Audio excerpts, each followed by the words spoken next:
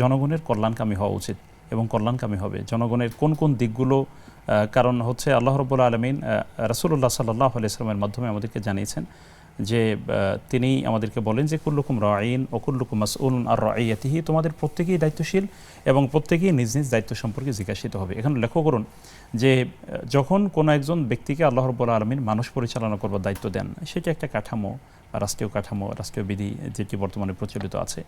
প্রত্যেকেই কিন্তু যখন রাষ্ট্র পরিচালনার একটা দায়িত্বের মতো গুরুত্বপূর্ণ একটা দায়িত্ব কাঁধে নিলেন, তার বড় ধরনের একটা জিম্মাদারি কিন্তু তার কাঁধে নেমে আসলো।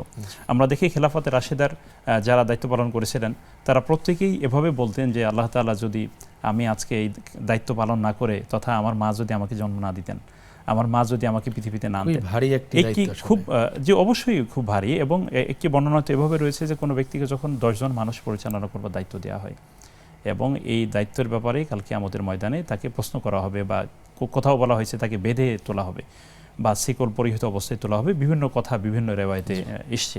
তো মূলত সবগুলো বক্তব্যর বিল জুমলা যদি আমরা সামারাইজ করি, তাহলে দেখি যে যখন কোনো একটা রাষ্ট্রের বাজেট প্রবর্তন করা হয়, তখন এই বাজেটে মানে যতগুলো শ্রেণী আছে আমাদের দেশে, কোনো একটা শ্রেণীকে উপেক্ষা করে তো আমরা চলতে পারবো না। গতকালকে আমরা ইউনিভার্সিটিগুলোর নাগরিকের অধিকার, হ্যাঁ, প্রত্যেক নাগরিকের একটি অধিকার রয়েছে।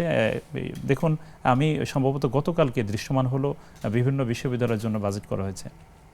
তো আমাদের দেশে একটা বাজেট আমি লক্ষ্য করলাম, এখানে ইসলামী আরবি বিশ্ববিদ্যালয়ে যে বাজেটটা করা হয়েছে সেটি একেবারেই কম।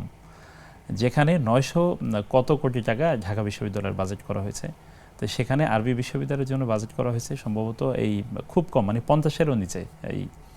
তো এখন এই অবস্থা, এটার মাধ্যমে আমরা যে বিষয়টি বোঝাতে চাই, যেহেতু আমরা মাদ্রাসা শিক্ষার সাথে জড়িত, তো এখন এই বিরাট একটি মাদ্রাসা শিক্ষা ব্যবস্থা বাংলাদেশের জনগণের বড় একটি অংশ না, এই অংশকে উপেক্ষা করে তো কোনোভাবেই চলা সম্ভব না। এটি বড় একটা গোষ্ঠী।